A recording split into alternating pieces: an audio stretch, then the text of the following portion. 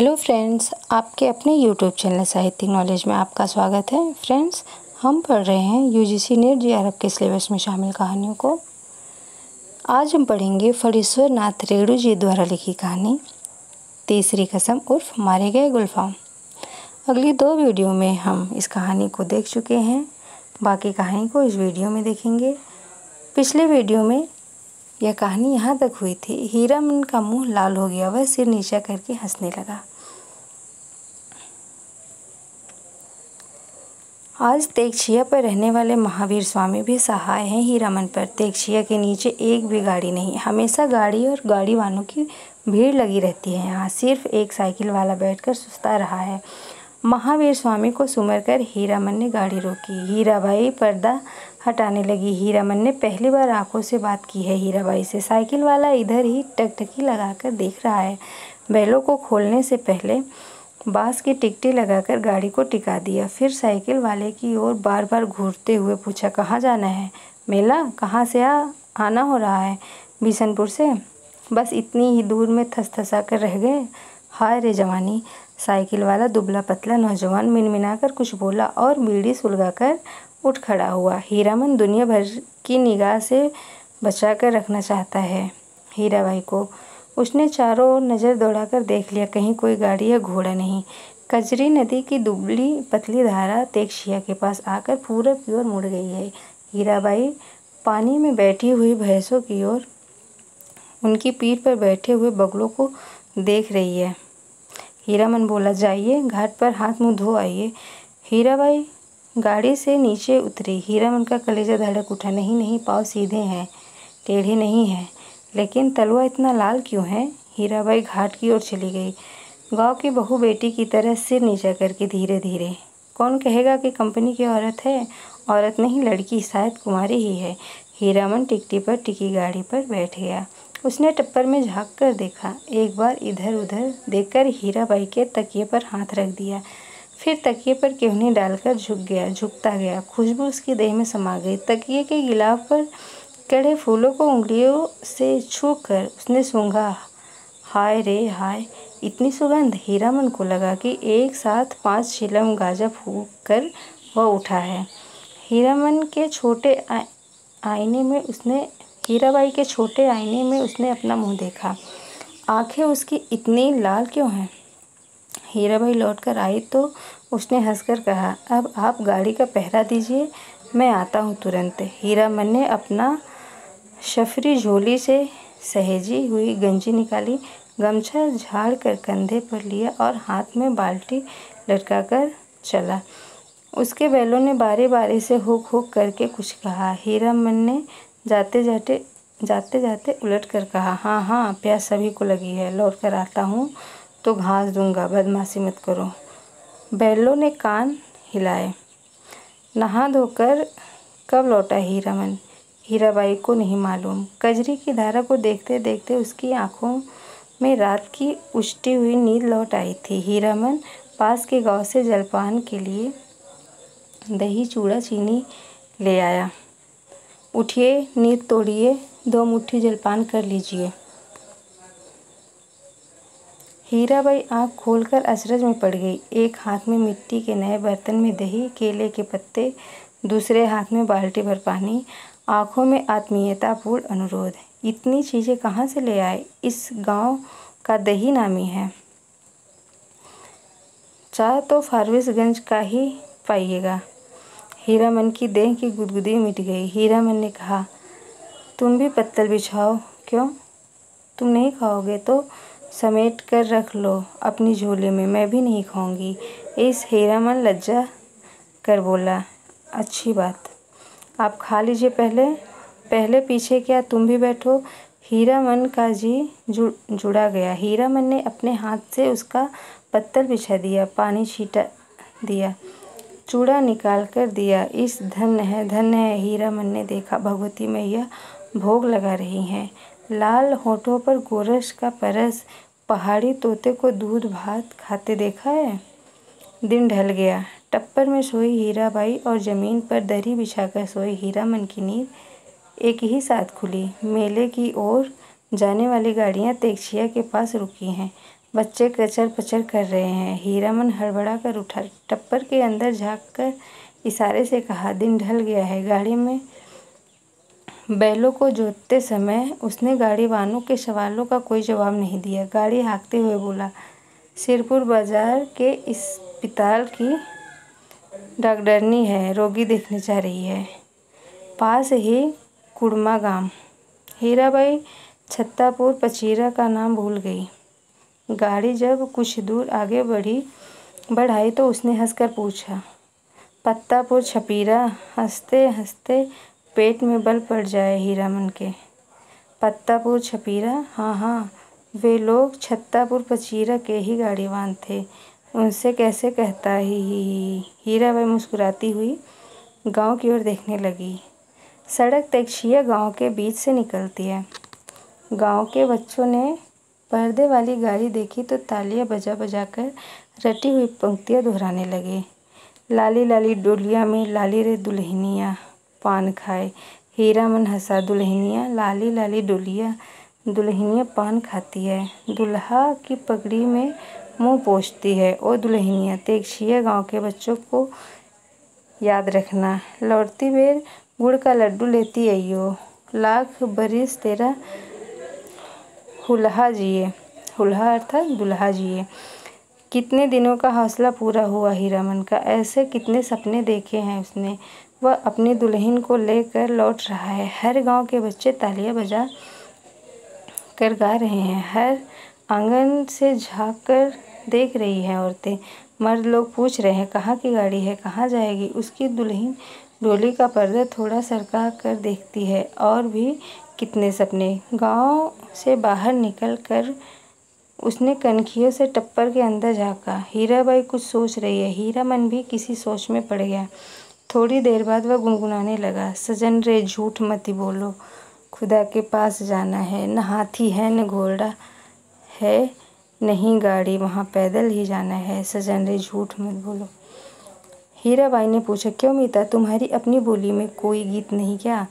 हीरामन अब बेखटक हीराबाई की आंखों में आंखें डालकर बात करता है। कंपनी की औरत भी ऐसी होती हैं। सर्कस कंपनी की मालकिन मेम थी, लेकिन हीराबाई गांव की बोली में गीत सुनना चाहती है। वह खुलकर मुस्कुराया। गांव की बोली में आप समझिएगा। हूँ। हीराबाई ने गर्दन हिलाकर कान के झुमके हिल गए। हीराबाई ने गर्दन हिलाई, कान के झुमके हिल गए। हीरामन कुछ देर तक बैलों को हाँकता रहा चुपचाप। फिर बोला, गीत जरूर सुनिएगा, नहीं मानिएगा। इतना शौक गांव का गीत सुनने का है आपको, तब लीक छुड़ानी होगी। चालू रास्ते में कैसे गीत गा सकता है कोई। हीरामन ने बाएं बैल की रस्सी खींचकर दाहिने को लीक से बाहर किया और बोला, हरिपुर होकर नहीं जाएंगे तब।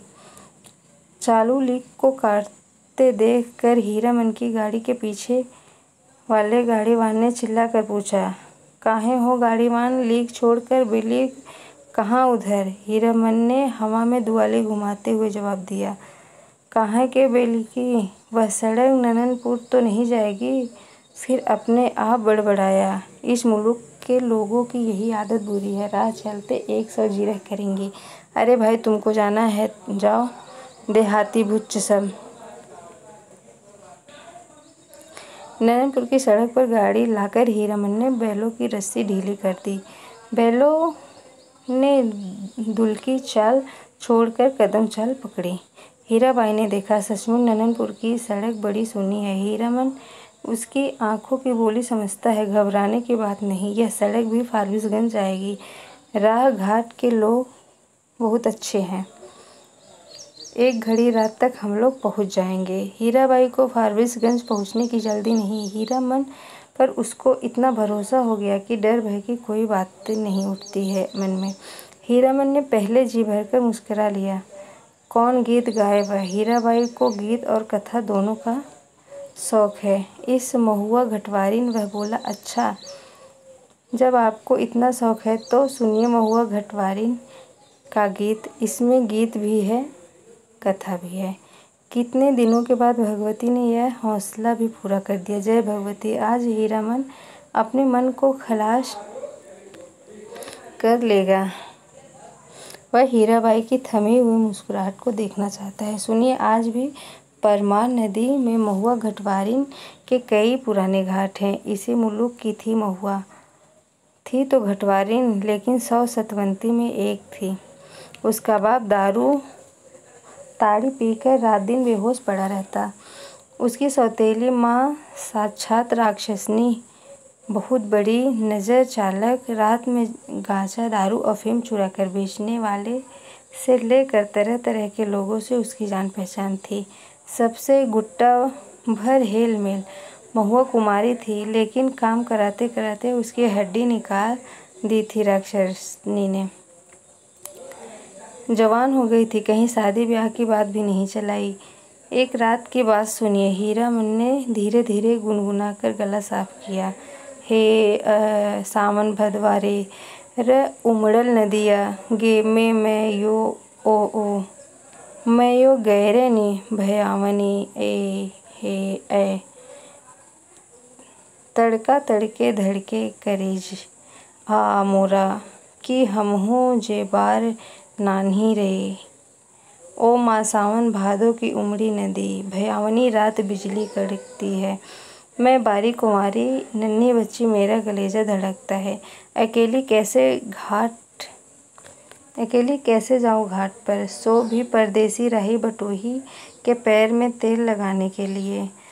सत माँ ने अपनी बज्जर किवाड़ बंद कर ली। आसमान में मेघ हड़बड़ा उठे और हरहरा कर वर्षा होने लगी। महुआ रोने लगी अपनी माँ को याद करके।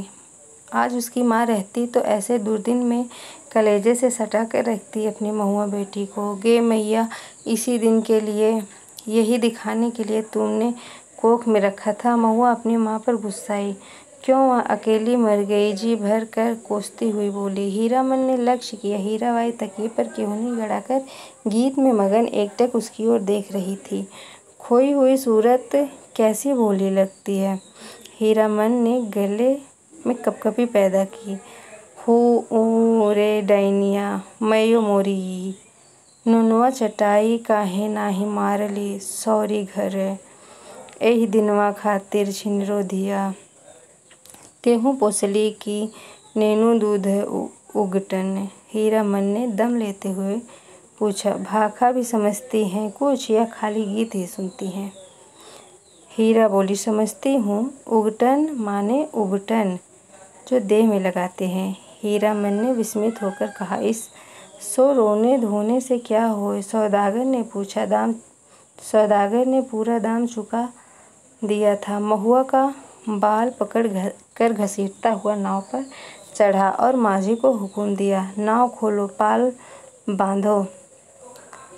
पाल वाली नाव पर वाली चिड़िया की तरह उड़ चली। रात भर महुआ रोती छटपटाती रही। सौदागर के नौकरों ने बहुत डराया धमकाया, चुप रहो नहीं तो उठाकर पानी में फेंक देंगे। बस महुआ को बात सूझ गई। भोर का तारा मेघ की आड़ से जरा बाहर आया, फिर छिप गया। इधर महुआ भी छपाक से कूद पड़ी पानी में। सौदागर का एक नौकर महुआ को देखते ही मोहित हो गया था। महुआ की पीठ पर वह भी कूदा। उल्टी धारा में तैरना खेल नहीं, सो भी भरी भादों की नदी में। महुआ असल घटवारिन की बेटी थी। मछली भी भला थकती है पानी में। शफरी मछली जैसी फरफराती पानी चीरती भागी चली जा रही है और उसके पीछे सौदागर का नौकर पुकार पुकार कर कहता है, महुआ जरा थमो, तुमको पकड़ने नहीं आ रहा हूँ, तुम्हारा साथी हूँ, जिंदगी भर साथ रहेंगे हम लोग। लेकिन हीरामन का बहुत प्रिय गीत है यह महुआ घटवारिन। गाते समय उसके सामने सावन भादों की नदी उमड़ने लगती है। अमावस्या की रात और घने बादलों में रह रहकर बिजली चमक उठती है। उसी चमक में लहरों से लड़ती हुई बारी कुमारी महुआ की झलक उसे मिल जाती है।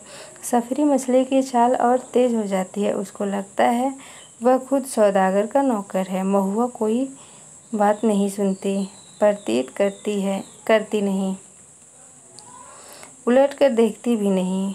वह थक गया है तैरते तैरते। इस बार लगता है महुआ ने अपने को पकड़ लिया। इस बार लगता है महुआ ने अपने को पकड़ा दिया, खुद ही पकड़ में आ गई। उसने महुआ को छू लिया, पा लिया है। उसकी थकान दूर हो गई है। 15-20 साल तक उमड़ी हुई नदी की उल्टी धारा में तैरते हुए उसके मन को किनारा मिल गया है। आनंद के आंसू कोई भी रोक नहीं मानते। उसने हीराबाई से अपनी गीली आंखें चुराने की कोशिश की, किंतु हीरा तो उसके मन में बैठी न जाने कब से सब कुछ देख रही थी। हीरामन ने अपनी कांपती हुई बोली को काबू में लाकर बैलों को झिड़की दी। इस गीत में न जाने क्या है कि सुनते ही दोनों थसथसा जाते हैं। लगता है 100 मन बोझ लाद दिया किसी ने। हीराबाई लंबी सांस लेती हैं। हीरामन के अंग अंग में उमंग समा जाती है। तुम उस्ताद हो मीता। इस आसिन कार्तिक का सूरज 2 बास दिन रहते ही कुंभला जाता है। सूरज डूबने से पहले ही नननपुर पहुंचना है। हीरामन अपने बैलों को समझा रहा है, कदम खोलकर और कलेजा बांध कर चलो। ए छी छी छी, बढ़ के बहन ले ले। ए हे। नननपुर तक वह अपने बैलों को ललकारता रहा। हर ललकार के पहले वह अपने बैलों को बीती हुई बातों की याद दिलाता। याद नहीं, चौधरी की बेटी की बारात में कितनी गाड़ियाँ थी, सबको कैसे मात दिया था। हाँ, वह कदम निकालो। ले ले ले। नननपुर से फारबिसगंज 3 कोस 2 घंटे और है। नननपुर के हाट पर आजकल चाय भी बिकने लगी है। हीरामन अपने लोटे में चाय भरकर ले आया। कंपनी की औरत जानता है, वह सारा दिन घड़ी घड़ी भर में चाय पीती रहती हैं। चाय है या जान। हीरा हंसते हंसते लोट पोट हो रही है। अरे तुमसे किसने कह दिया है कि कुंवारे आदमी को चाय नहीं पीनी चाहिए। हीरामन लजा गया। क्या बोले वह, लाज की बात। लेकिन वह भोग चुका है। एक बार सर्कस कंपनी की मेम के हाथ की चाय पीकर उसने देख लिया है, बड़ी गर्मता से। पीजिए गुरुजी। हीरा हंसी। इस नननपुर घाट पर ही दिया बाती जल चुकी है। हीरामन ने अपना सफरी लालटेन जलाकर पिछवा में लटका दिया। आजकल शहर से 5 कोस दूर के गांव वाले भी अपने को शहरू समझने लगे हैं। बिना रोशनी की गाड़ी को पकड़कर चालान कर देते हैं। 12 बखेड़ा। आप मुझे गुरुजी मत कहिए, तुम मेरे उस्ताद हो। हमारे शास्त्र में लिखा हुआ है, एक अक्षर सिखाने वाला भी गुरु और एक राग सिखाने वाला भी गुरु। उस्ताद इस शास्त्र पुराण भी जानती हैं। मैंने क्या सिखाया है, मैं क्या। हीरा हंसकर गुनगुनाने लगी, हे ये सावन भदवा केरे।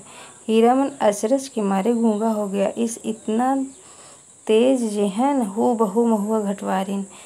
गाड़ी सीताधार की एक सूखी धारा की उतराई पर गड़गड़ा कर नीचे की ओर उतरती। हीराबाई ने हीरामन का कंधा धर लिया एक हाथ से। बहुत देर तक हीरामन के कंधे पर उसकी उंगलियां पड़ी रही। हीरामन ने नज़र फिराकर कंधे पर केंद्रित करने की कोशिश की कई बार। गाड़ी चढ़ाई पर पहुंची तो हीरा की ढीली उंगलियां फिर तन गई। सामने फारबिसगंज शहर की रोशनी झिलमिला रही है। शहर से कुछ दूर हटकर मेले की रोशनी टप्पर में लटके लालटेन की रोशनी में छाया नाचती है आसपास। डबडबाई आंखों से हर रोशनी सूरजमुखी फूल की तरह दिखलाई पड़ती है। फारबिसगंज तो हीरामन का घर द्वार है। न जाने कितनी बार वह फारबिसगंज आया है। मेले की लदनी लादी है किसी औरत के साथ। हाँ, एक बार उसकी भाभी जिस साल आई थी होने में, इसी तरह तिरपाल से गाड़ी को चारों ओर से घेर कर बासा बनाया गया था। हीरामन अपनी गाड़ी को तिरपाल से घेर रहा है।